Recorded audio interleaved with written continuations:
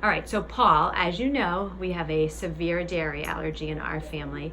So when I first started using Allergy Eats, one thing that I didn't understand was why places like pizza places would pop up when I ran a search in a given area. So can you talk a little bit about that? Yeah, we get a lot of questions like that. Also, people will say, I have a shellfish allergy. Why do I see seafood restaurants on the list? The first and most important thing to know is that every restaurant that's rated, actually every restaurant in a search area, will show up on the list. Every single one. Some will say not yet rated if they're not rated, but the way the list comes out, once you run a search, you get you get a list from the best restaurants to the not so best. I don't like to say the worst, but the restaurants that we would least advise or that other users would least advise. So one thing that might be happening is, let's say you have a shellfish allergy, you may see XYZ seafood restaurant, but they may be a 1.0. That doesn't mean we're recommending them. That doesn't mean users are recommending them.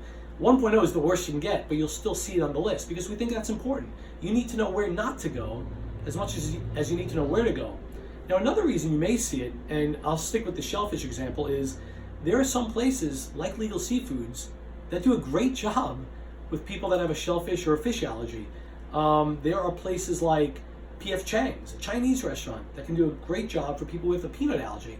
So you might find surprises here, restaurants that you don't think can accommodate you that can. Places like Mellow Mushroom, and you have a dairy allergy. Well, they do a great job. I bring my own son with a dairy allergy there all the time. They have cheese-free pizza and they understand cross-contact. So that's another reason you might see something that surprises you on the list. The last reason is sometimes we will have a restaurant, and again, using the seafood example, if you have a shellfish allergy, some restaurants might be rated really highly because maybe there haven't been as many people with a shellfish or fish allergy having rated that restaurant already. Or as a different example, let's say a Five Guys Burgers and Fries popped up and you had a peanut allergy. You may say, well, why is that there?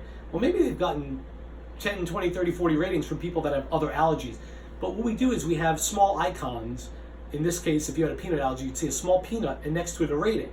Now, on a restaurant that bases its entire brand on peanuts, that rating is not going to be high. So you might see a high overall allergy friendliness rating on a restaurant, say a 4 or 4.5.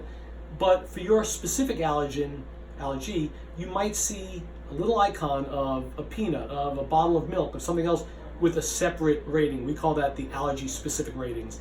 And that's one you need to pay attention to also, because that might tell you that while this restaurant is really good overall, it might not be so good for your allergy. But again, I want to reiterate what I said on a different video that says that most restaurants that get food allergies can really accommodate almost all of them. Usually if you're good, you're good.